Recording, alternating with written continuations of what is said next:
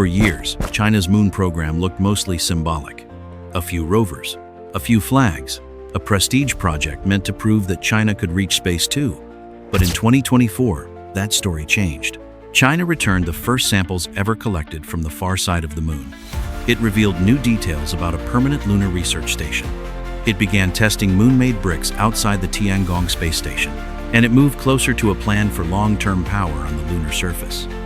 Suddenly, this was no longer just about landing on the moon. It was about building the system to stay there. Before we go deeper, make sure you hit like and subscribe for more videos like this. The roadmap behind China's moon program. Most countries describe the moon through one dramatic moment: a rocket launch, a soft landing, a flag on the surface, a photograph that proves they made it. But China's lunar program was designed differently. It was never built around one mission. It was built like a staircase, with each step adding one new capability for the next. Back in the early 2000s, Chinese planners laid out a lunar roadmap that stretched across decades. The goal was not simply to reach the moon, but to learn how to map it, land safely, and build a permanent presence there. The first step was Chang'e 1-inch 2007. It did not land. It did not carry astronauts. It orbited the moon, mapped the surface, and collected the kind of geological data future missions would need. Before China could touch the moon, it had to understand the terrain. Then came Chang'e 2 inches 2010, with sharper images, better landing site analysis, and higher resolution terrain models. Now engineers could study slopes, rough ground, unstable soil, and safer touchdown zones with far greater precision. Chang'e 3 came next in 2013. This was China's first soft landing on the moon, and the first by any country since the 1970s. Its U-2 rover moved across the surface, studying lunar soil and rock, and proving that China could not only land on the moon, but operate machines on its surface. Then came the breakthrough. In 2019, Chang'e 4 landed on the far side of the moon, a place no mission had ever touched before. The challenge was communication. The far side cannot send signals directly to Earth because the moon itself blocks the path. China solved this by placing the Queqiao relay satellite in orbit, creating a communication bridge between Earth and the hidden side of the moon. After that, Chang'e 5 and Chang'e 6 pushed the program into a new phase: sample return. China was no longer just landing or driving. It was collecting lunar material, launching it back into orbit, docking autonomously above the moon, and bringing it safely home. And the next missions reveal the real direction. Chang'e 7 is designed to search for water ice near the lunar South Pole. Chang'e 8 is designed to test whether lunar soil can be used to make bricks, structures, and future habitats. Seen separately, these missions look like exploration. Seen together, they look like preparation. Each mission was not just a step toward the moon, it was a step toward staying there. Because the final goal was never just to visit, it was to build infrastructure that stays. The far side samples that changed the story. For decades, humanity thought it already knew the moon. NASA's Apollo astronauts had walked across its surface. They had brought back hundreds of kilograms of lunar rock. Scientists had spent more than half a century studying those samples in laboratories around the world. Textbooks were written. Geological models were built. A familiar story took shape. The moon was old, quiet, and mostly inactive. But almost everything we knew came from the near side. The far side of the moon remained different, harder to reach, harder to communicate with, harder to understand. It was the hidden half of a world we thought we had already explained. Then came Chang'e 6. On the 1st of June 2024, the spacecraft touched down inside the South Pole Aitken Basin, one of the largest and oldest impact structures in the entire solar system. This basin is more than 2,500 kilometers wide and may expose material from deep inside the lunar interior. That made the landing more than a technical achievement. It was a chance to open a part of the moon no human mission had ever sampled before.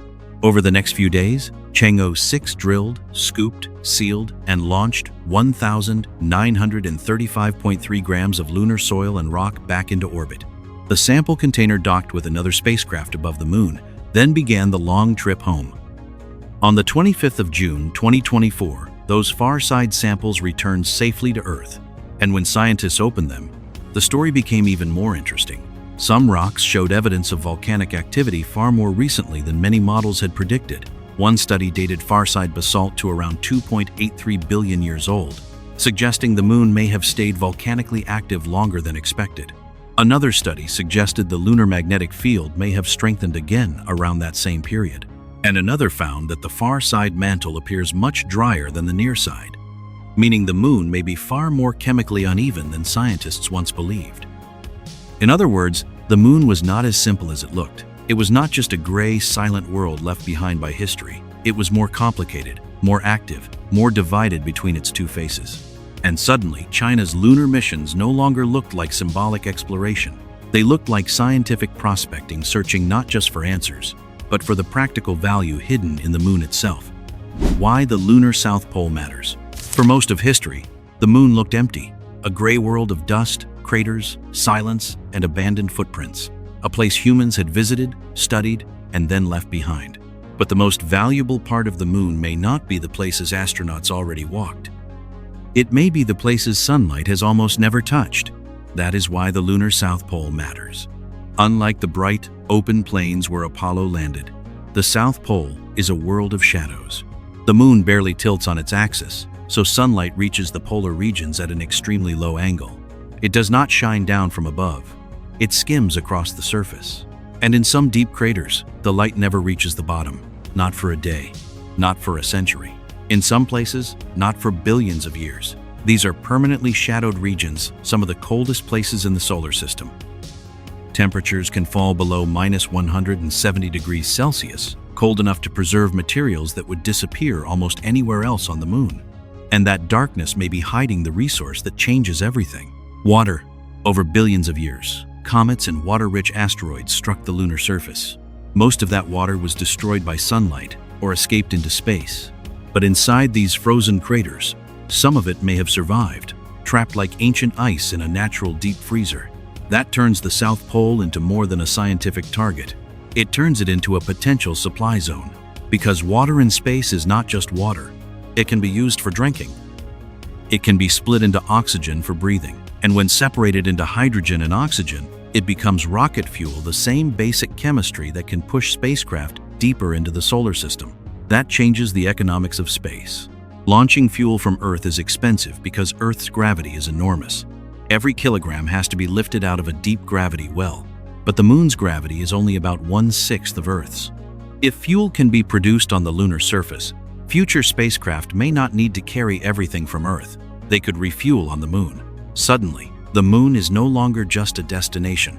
It becomes a supply depot, a refueling station, a launch platform for Mars, asteroids, and deep space. That is why China is aiming its next missions at the lunar South Pole, because whoever can find, extract, and use water there may not simply explore the moon. They may turn it into infrastructure, the first working outpost beyond Earth. The search for water where sunlight never reaches. Searching for water on the moon is not like digging into ordinary ground. The ice China is looking for may be hidden inside some of the coldest, darkest, and most unreachable places in the solar system. Near the lunar South Pole, many of the most valuable craters are permanently shadowed. No sunlight reaches the floor. No natural warmth arrives from above. Temperatures can fall low enough to freeze electronics, batteries, sensors, and moving parts. The terrain is ancient, jagged, and almost completely untouched. A normal solar-powered rover would struggle to survive there for long. So China designed something different, Chang'e 7. Targeted for launch around 2026, Chang'e 7 is not just a single spacecraft. It is a coordinated exploration system built for one of the moon's most difficult environments.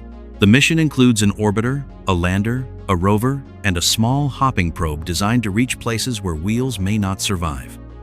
The orbiter will circle above the lunar South Pole, mapping the terrain and helping relay communications back to Earth. The lander is expected to touch down near the Shackleton crater region, one of the most scientifically valuable areas near the pole. A rover will move across the illuminated surface, studying the landscape and searching for promising targets. But the most unusual part of the mission is the hopping probe. Instead of rolling slowly across the surface, this small robot is designed to leap. It can jump across rough ground, move over broken terrain, and descend towards shadowed craters that ordinary rovers cannot safely enter. Its key instrument is called LUA, the Lunar Soil Water Molecule Analyzer. Its job is simple to describe, but extremely difficult to accomplish. Detect usable water ice. The probe is designed for repeated hops, potentially around 10 kilometers at a time. moving toward places where sunlight may not have touched the ground for more than 1 billion years. Think about that for a moment. Humanity has explored deserts, jungles, Antarctica, ocean trenches, and the vacuum of space. But these craters are something stranger, frozen pockets of time, locked in darkness since before complex life existed on Earth. And China is sending a robot built to jump into them. If Chang'e 7 finds usable water ice, it would not just confirm a scientific theory, it would point to the places where lunar infrastructure could begin. Because before anyone can build a base, print habitats, make fuel, or stay on the moon for the long term, they need to answer one question first: where is the water? Turning moon dust into building material. Finding water is only the beginning. The harder question is what happens after that. Because if humans want to stay on the moon, they cannot bring everything from Earth. Every wall, every landing pad, every road, every radiation shield, every kilogram of material would have to survive launch, cross nearly 400,000 kilometers of space, land safely, and still work in one of the harshest environments humans have ever reached. That model may work for short missions. It does not work for a permanent base. So China is preparing for a different idea. Instead of bringing the construction site to the moon, it wants to turn the moon itself into the construction site. That is the purpose of Chang'e 8, currently planned for around 2028 to 2029. This mission marks a major shift in China's lunar strategy. Exploration is no longer enough. The next step is learning how to build. At the center of Chang'e 8 is a set of ISRU experiments, in situ resource utilization. In simple terms, it means using local material instead of transporting everything from Earth. And on the moon, the most available material is everywhere: regolith, moon dust. The plan is to test whether lunar soil can be turned into useful construction material. One key system is a solar concentrator furnace, designed to focus sunlight and heat the soil to around 1,400 to 1,500 degrees Celsius. That is hot enough to melt regolith and transform it into solid material. In plain language, China wants to bake bricks out of moon dust. That may sound like a small step, but on the moon, even a small step in autonomous construction changes everything. Printed landing pads could reduce abrasive dust clouds when spacecraft touch down. Protective walls could shield equipment and future astronauts from radiation and micrometeorites. Roads could help rovers move across loose terrain. And eventually, parts of future habitats could be built directly from the lunar surface itself. This is where China's moon program becomes something larger than exploration. It is no longer just asking what is on the moon, it is asking what can be made from it. If Chang'e 7 is about finding the resources, Chang'e 8 is about proving those resources can be used. Because a permanent lunar base will not begin with a giant city under glass. It will begin with the first brick made from the ground beneath it. Testing lunar materials and robotic builders. Turning moon dust into bricks sounds like the beginning of a lunar base. But on the moon, making the material is only half the problem. The real test is whether that material can survive. A brick that works on Earth means very little in space. On the lunar surface, every wall, road, landing pad, or habitat shell would have to endure radiation, vacuum, micrometeorites, and temperature swings far more extreme than anything on our planet. One side of a structure may bake in direct sunlight. Another may fall into freezing darkness. Over time, materials can expand, contract, crack, weaken, or fail. And on the moon, failure is not easy to fix. There is no construction crew nearby, no supply truck, no repair shop, no quick replacement from Earth. That is why China has already started testing lunar building materials before Chang'e 8 even reaches the moon. In November 2024, experimental lunar brick samples were delivered aboard the Tianzhou 8 cargo spacecraft and mounted outside the Tiangong space station. These bricks were made from simulated lunar soil, designed to imitate the material future missions may one day use on the lunar surface. The goal is simple: expose them to space and see what happens. Outside Tiangong, the samples face radiation, vacuum, and extreme temperature changes. They are not being tested in a comfortable laboratory. They are being placed in the kind of environment future lunar structures will actually have to survive. This is a small experiment with a much larger meaning. If these materials can endure space, then moon-made construction becomes more realistic. Landing pads, protective walls, roads, and habitat shells no longer have to be imagined as objects launched fully built from Earth. They could be manufactured piece by piece using local material. But even if the material works, another problem remains. who builds with it. A permanent moon base cannot depend entirely on astronauts in spacesuits. Human work on the lunar surface is slow, costly, technically demanding, and limited by radiation, dust, temperature, and life support systems. If a lunar base is ever going to grow, machines will have to do much of the work first. That is why Chinese researchers are developing autonomous robotic construction systems, sometimes described as lunar spider robots. These machines are designed to move across rough terrain, handle building materials, and assemble structures with minimal human supervision. In a way, these robots would become the first construction crew on the moon. Before humans stay for long periods, robots could prepare the ground. They could test materials, reinforce landing areas, build simple structures, and create the first pieces of usable infrastructure. The moon is no longer being treated as a place humans briefly visit. It is being treated as a place where machines arrive first, so humans can stay later. The International Lunar Research Station. By now, China's moon program no longer looks like a series of separate missions. It looks more like a blueprint being revealed one piece at a time. The mapping missions were not just maps. They were the first surveys of a future construction zone. The far side landing was not just a historic first. It proved China could operate where direct communication with Earth is impossible. The sample returns were not just science missions. They showed that China could land, collect, launch, dock, and bring material home from the moon. The water hunt and the moon dust experiments point towards something even larger. A place where the moon is not only explored, a place where it is used. China calls that vision the International Lunar Research Station, or ILRS.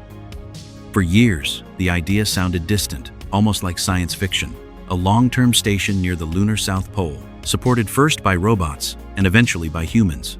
But with each new mission, that idea has become less abstract. The ILRS is not meant to be just one base sitting on the surface. It is designed as a system. It is a network of surface bases, orbital systems, communications, navigation, transport, and power, all designed to make long-term lunar operations possible. That is why the lunar South Pole sits at the center of the plan. If usable water ice exists there, then the region becomes more than a landing site. It becomes a supply zone. Water could support life, produce oxygen, and help make rocket fuel. In other words, the moon could begin to provide some of what future missions need, instead of depending entirely on Earth. That is the difference between visiting and staying. Chang'e 7 is meant to search for the resources. Chang'e 8 is meant to test how those resources can be turned into construction material. The lunar brick experiments show whether those materials can survive space. The robotic builders show how the first structures might be assembled before astronauts arrive for long stays. Official plans describe a basic version of the station around 2035. After that, the vision expands toward a larger network by around 2050, stretching beyond the South Pole toward the lunar equator and the far side. So the real story is not that China wants to land on the moon. It is that China wants to make the moon usable. If the ILRS works, it could become one of the first permanent infrastructure systems beyond Earth, a place where machines prepare the ground, resources are processed locally, and humans arrive after the foundation is already there. Because the future of the moon may not be decided by who gets there first. It may be decided by who can build the system to stay. For decades, the moon was treated like a place to visit, a destination, a symbol, a world humans could reach, study, and then leave behind. But China's lunar program is pointing towards something different. The mapping missions, the far-side samples, the search for water ice, the moon dust experiments, the robotic builders, and the International Lunar Research Station all suggest the same idea. The moon is no longer just a place to explore. It is becoming a place to use. If water can become oxygen and rocket fuel, if lunar soil can become building material, and if robots can prepare the surface before humans arrive, then the moon could become the first real infrastructure system beyond Earth. Not just a flag in the dust, not just another landing, but a supply depot, a research base, a construction site, and a launch platform for deeper space. And that may be the real turning point. The future of the moon may not be decided by who gets there first. It may be decided by who can build the system to stay. So what do you think? Is China's moon plan the beginning of a new era of lunar infrastructure? Let me know in the comments. And if you want to see more stories like this, hit like, subscribe, and turn on notifications so you don't miss the next video.